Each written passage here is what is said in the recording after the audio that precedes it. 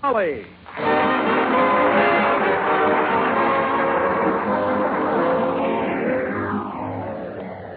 The makers of Johnson's Wax and Johnson's Self-Polishing Glow Coat present Fibber McGee and Molly, written by Don Quinn, with music by Billy Mills Orchestra, and featuring tonight a very special musical score written by Ken Darby, arranger and director of the King's Men. And the show opens with Who?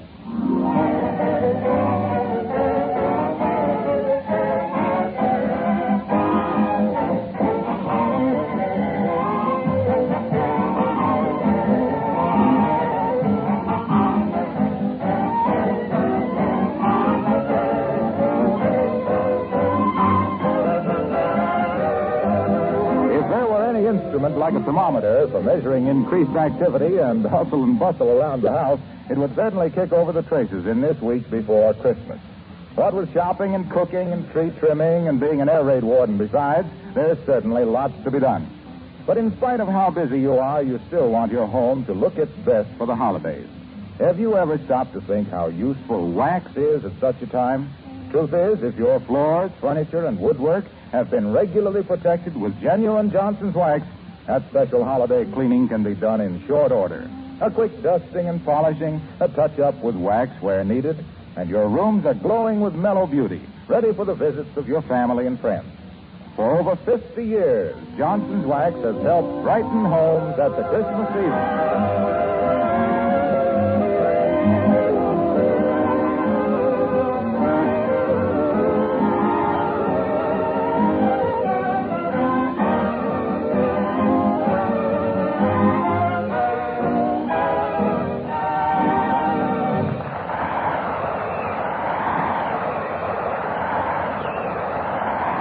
A couple of nights before Christmas, and all through the house at 79 Wistful Vista, not a creature was stirring, except Fibber McGee and Molly.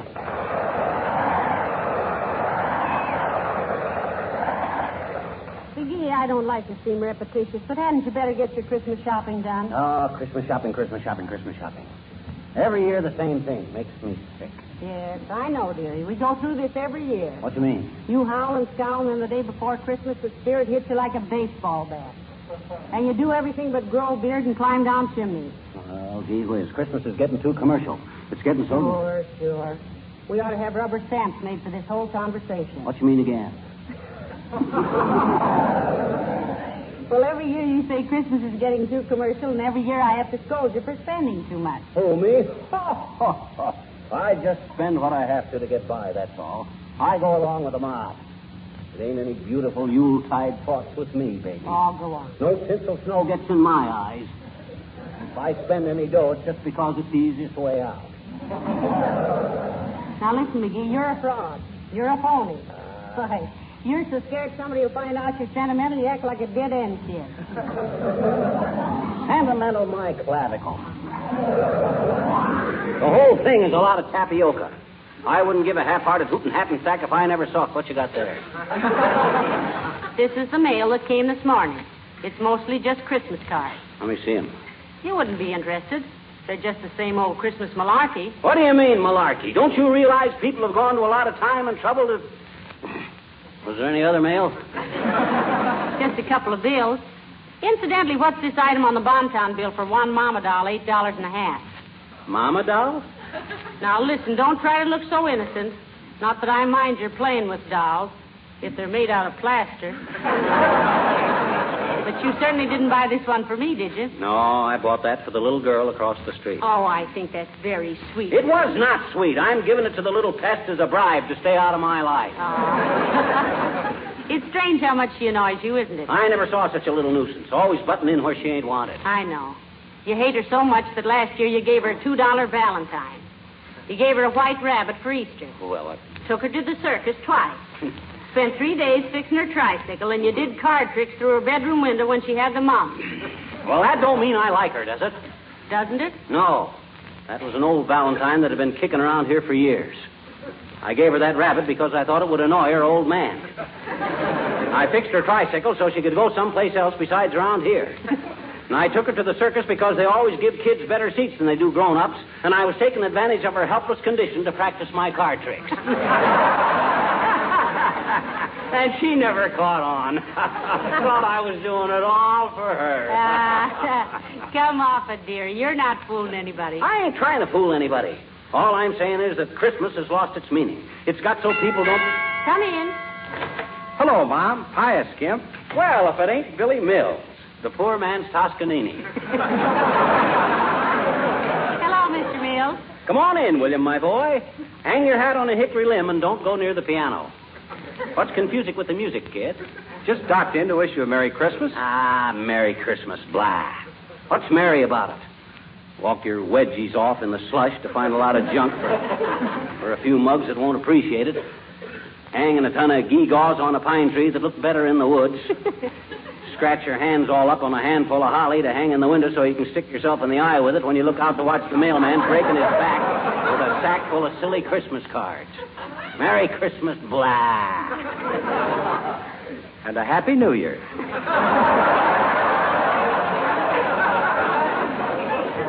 Well, thank you, Mr. Mills. The same to you. And don't pay any attention to McGee. You know, he goes through this act every year. He's got those don't wrap up that packet, Christmas is just a racket blues. Don't worry, Mom. I can read him like a book. What kind of a book? He's a mystery. A very novel character. Fine type, too. One of the lower cases. Somebody ought to borrow him and not bring him back. Maybe we could arrange with the Book of the Month Club to offer him as a special premium. Oh, cut it out. Lay off, will you? Even if the rib was as prime as you think, this is a meatless day. Ever play the bagpipes, Alfred? And don't call me Alfred. Okay, Joe. Ever play the bagpipes? I don't think he ever did, Mr. Mills. Do you think he could? Sure. Got a head start. Big bag of wind. All he needs is a flute. Well, got to be gone. Merry Christmas again. Well, the same to you, Oskaloosa Sousa. What's all the rush?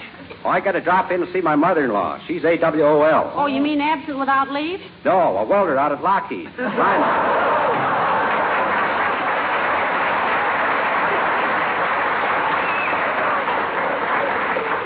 he a wonderful band leader, McGee? Ah, band leader, my clavicle. I think all of them are just a bunch of fakers myself. You ever see a musician looking at the leader? No. They don't know whether he's beating out a march, a polka, a waltz, or just swatting flies. Well, then what keeps them together? That check at the end of the week. Confidentially, one of them guys told... Oh, I wonder who that could be. Probably somebody else coming in to wish us a Merry Christmas when all they really want to see is if you ever got those new curtains for the dining room. Well, I didn't, and the same to them. Come in. Hi, mister. Uh-oh. Now, this is all I needed today. Sis, why don't you take your little sled and go out on the pond in the park? Oh, there isn't any ice on it, mister. Yes, I know. Hey, don't be like that. You were young once yourself, you know. Well, I wasn't that young this long. Be very tactful with him today, little girl. You know, his Christmas spirit is later than usual this year. Well, doggone it, the whole thing is a very foolish arrangement. Why, mister? Why, the idea of having Christmas come right in the middle of the holidays.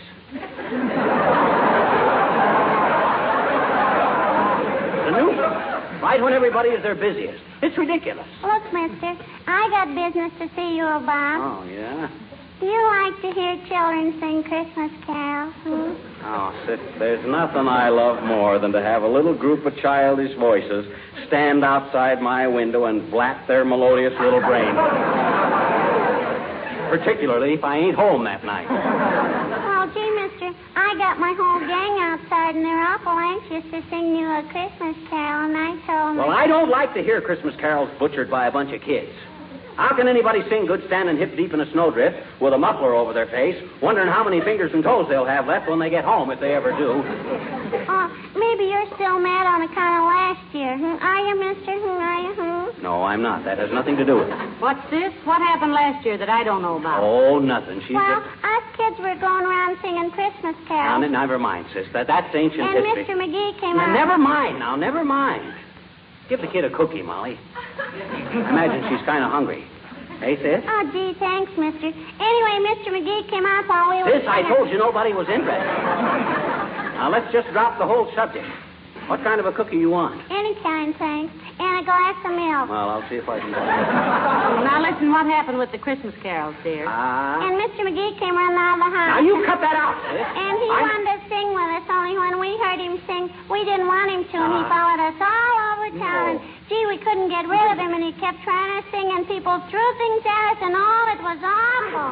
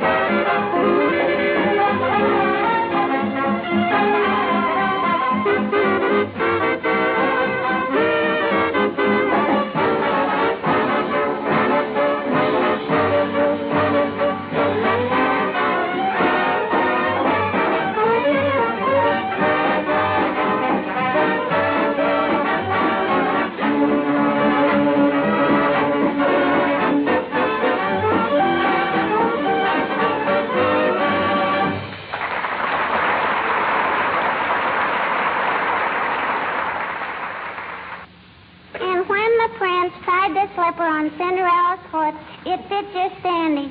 And he said, "Gee, kid, you're cute.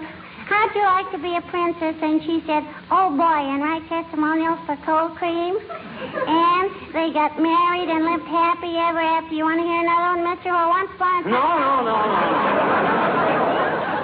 That's enough, sis. Thanks anyway. You told me at least 14 of them. Are you sure you don't want to hear any more? I'm positive, sis. Okay, then get off my lap.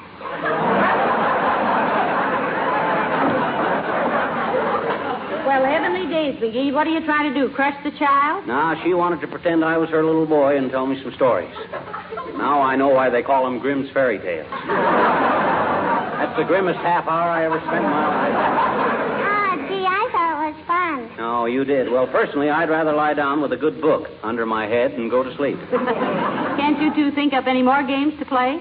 I bet you I don't want to be fun, I bet you. What, sis? Well, I could bring my little playmates in and we could sing you some Christmas carols. They must be pretty cold out there. I don't want to hear any Christmas carols. Christmas carols are beautiful music.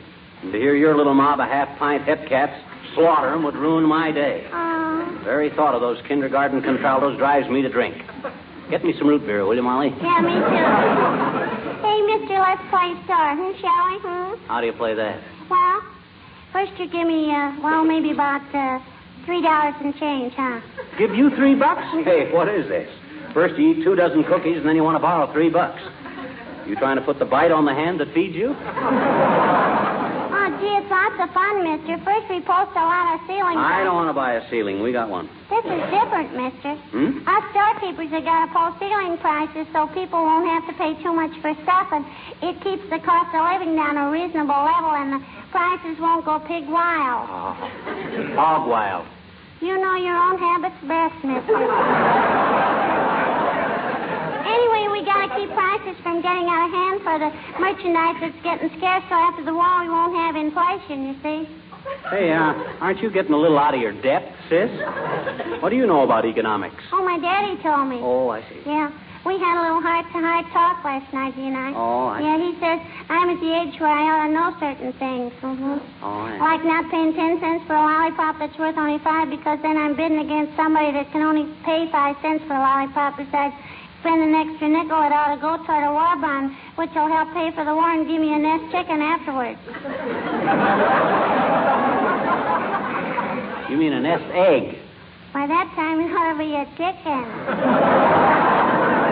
Well, be that as it may or may not be or not, sis, we won't play store. I got a better game. What, mister? Scoopy. Did you ever play Scoopy? What on earth is Scoopy? Oh, it's a wonderful game. How do we play it, mister? Well, it's like this. You run home, hide in the closet, and put your hands over your eyes and count up to 79 million. Oh, and then what? Now, by that time, we'll both be so old we'll have forgotten what we started out to play, which is the object of the whole game. Now, I'll get your hat and coat, and you... Hello, folks. Merry Christmas. Oh, hello, little girl. Hi, Mr. Wilcox. Hi. What is it? I haven't got time to stop and talk. Just wanted to leave this little Christmas gift for Molly. Well, heavenly days, Mr. Wilcox. You shouldn't have done Oh, it isn't very much. And don't open it before Christmas. But I think it's something you'll like. I got one for you, too, Junior, but it ain't wrapped up yet. Oh, that's okay, pal, anytime. Remember, Molly, don't open that package before Christmas because I want you to be surprised. I promise, Mr. Wilcox. My, it's wrapped beautifully. I wrapped it myself, especially for you. Shake it, Molly, and see if it rattles. I bet you that wouldn't be fair, I bet you. Of course it wouldn't. I want it to be a surprise. You just put it away till Christmas. Oh, I think I'm going to love it, Mr. Wilcox. I know you'll love it because millions of other housewives do because it's so easy to apply and shines as it dries.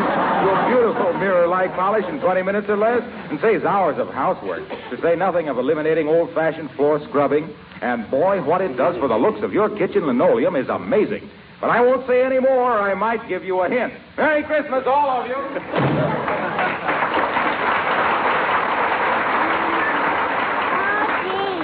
I wonder what it is. Hey, sis, ain't it about time your mother ought to be worrying about why you don't come home? No. Huh? Hmm? Look, I've been very patient with you today. Now, why don't you do something for me? Okay, mister. Fine. Now, come back maybe tomorrow, and I'll have a surprise for you. I got a surprise for you, too, mister. I got some little friends outside here witnessing your Christmas. Doggone it. How many times I got to tell you I don't like kids singing Christmas carols? I don't want to hear any. I'll get it, dearie. Well, if it's this little girl's mother, Molly, tell her yes. She'll be right home, I hope. 79 Wistful Vista, Molly McGee speaking. Long distance. Yes, I'll hold the phone. Yes, Oh, is that you, Myrtle? Hey. That's no fair. How's every little thing, Myrtle? Well, what do you want? It is, huh? Who, Myrtle? Your brother? I hope it ain't funny. Went fishing through the ice, huh? Well, isn't he the lucky one? What'd he get, Molly? The cherry out of his planter's punch. What'd you say, Myrtle? Yes, I'm ready. Hello? Well, for goodness sake, you're the last person in the world. What? Yes, he's fine. Who is it? Who's Oh, yes, indeed. We'd love to see you. Yes, do. And plan on having dinner with us. Hey, wait a minute. Oh, we'll be delighted. Well, thanks for calling, and we'll be expecting you next week. Goodbye, Mr. Gildersleeve. Gildersleeve? I bet you I remember him, I bet you. He's the man who always laughs with his stomach. Yeah. Speaking in the vernacular, we call that a belly McGee. Never mind. Mr. Gildersleeve says he's coming to visit us next week, and he'll be here for dinner. Boy, ain't it wonderful and strange what some guys will do to get an extra pat of butter these days. But I'll be kind of glad to see the old flimp at that. Oh, dear. Come in. Oh, gee, it's Mrs. Uppington. Hi, Miss Uppington. Well, hello, little girl. And good afternoon, Mrs. McGee. And Miss McGee. Hello, Abigail. Hi, Uppy.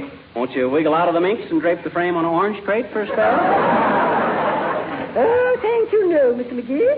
I just dropped by to wish you both a very, very Merry Christmas. Well, thank you, Abigail. The same to you. And take that sour look off your face, McGee. Well, doggone it, I guess he doesn't like Christmas very much, Miss Uppington. Well, is it my fault that Christmas ain't what it used to be? It's too commercial. My gosh. Oh, McGee. He doesn't mean a word of it, Abigail. He's just an old softy who's afraid somebody will find out about it. I've never known such a You thing. are too, I bet you. You gave me $10 on account there's some little orphans in school who won't have any You Christmas. keep out of this, sis. Okay. You don't have to hurry away, do you, Abigail? I was just going to make a pot of tea. Oh, no, I can't stay, my dear. You know, I still have 2 days' work as Santa Claus at 14th and Oak Street. Oh, my, it's been such fun, really. Quite an experience. That costume and the beard really fools him, eh, Uppy? Oh, they really do, Mr. McGee. I've been a Santa Claus for 2 weeks now, and I've been given 23 cigars, 7 hot tips on the races, and business cards from 2 coffee leggers. Oh, well, it's been a rich experience. I feel younger every day. And as Mr. McGee will probably say after I leave, no one can stand it better than I. Well, Merry Christmas, all.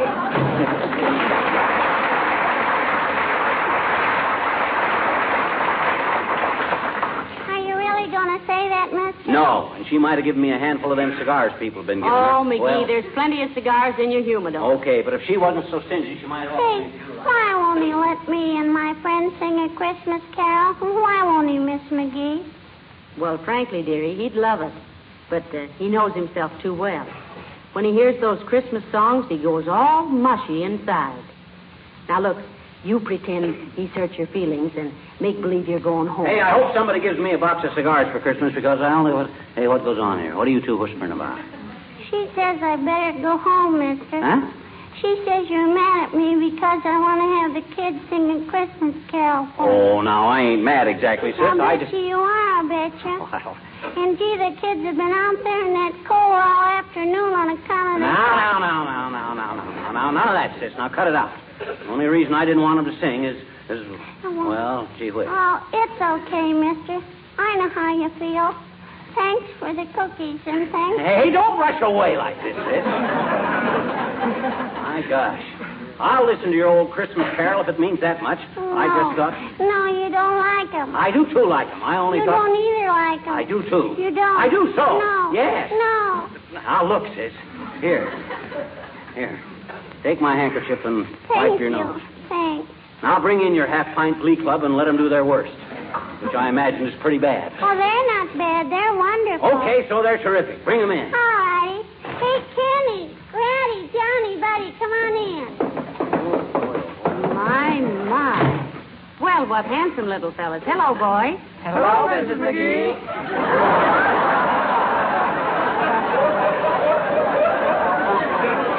What's you going to give us, kid? The night before Christmas. And, gee, we rehearsed it like 60. Are you ready, kid? No, I'm ready, sis. No, wait a minute. Hey, Molly. What's the matter, McGee? Here. Take my money and my watch. You know me. Every time I hear these things, I want to give away everything I own.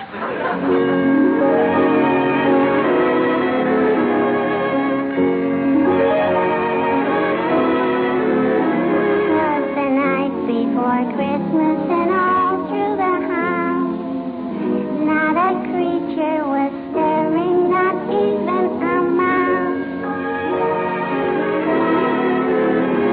The stockings were hung by the chimney with care, in hope that St. Nicholas soon would be there.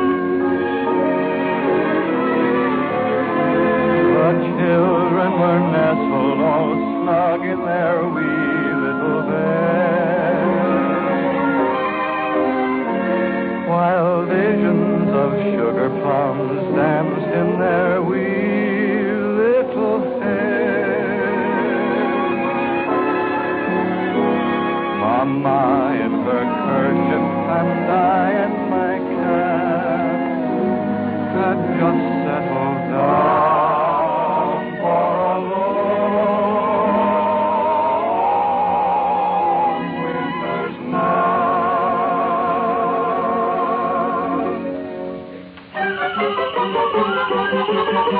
When out on the lawn there arose such a clatter, I sprang from my bed to see what was the matter. Away to the window I flew like a flash, tore open the shutters, threw open the sash. Then, what to my wondering I should appear but a miniature sleigh and a tiny reindeer, with a little old driver so lively and quick that I knew right away that it must be St. Nick. All bundled in fur from his head to his foot, old Santa was covered with ashes and soot. I drew in my head and was turning around when down the chimney he came with a bow.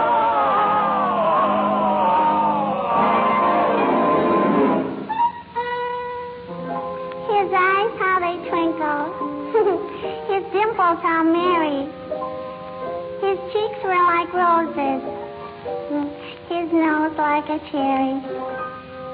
His dry little mouth was drawn up like a bow. And the beard on his chin was as white as the snow. The stump of a little old pipe he held tight in his teeth, and the smoke went around and around and around his head like a wreath. He was the chubby and plump. All right, jolly old elf. Then I laughed and I laughed and I laughed when I saw him in spite of myself. He had a broad face, ho, ho, ho, and a little round belly, ho, ho, ho, that shook when he laughed, ho, ho, ho, like a bowl full of jelly, ho, ho, he gave me a wink of his eye and a twist of his head, a chuckle and a smile. I knew all the while I had nothing to dread. He spoke not a word, but went straight to his work and filled all the stockings. Oh, boy. And turned with a jerk. And laying a finger aside of his nose and giving a nod up the chimney he rose. He sprang to his sleigh, to his team, gave a whistle, and away they all flew like the town of a thistle.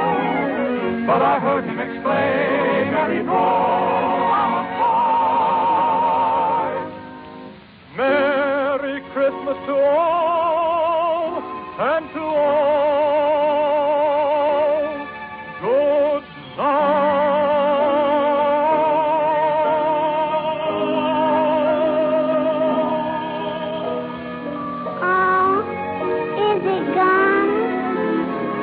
good night after Christmas, and all through the house, not a creature is stirring, not even a mouse. The presents are scattered and broken, I fear, and St. Nicholas won't come again for a year. The children are nestled all warm in their wee little beds, while memories of sugar plums dance in their wee little heads. Mama in her kerchief and I in my cap are settled at last for a long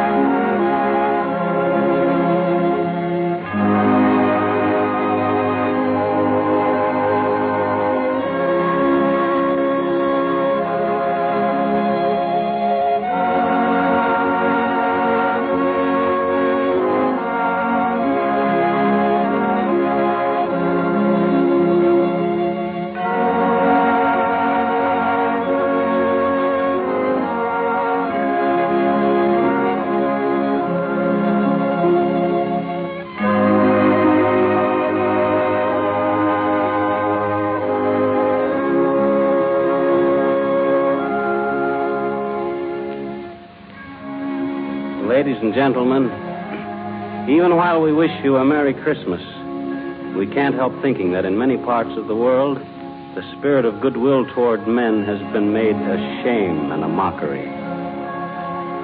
But there'll be other Christmases. And to our men in uniform all over the world, we send our prayers and our thanks for what they are doing to restore faith and decency to our world. To them we say thank you and God bless you.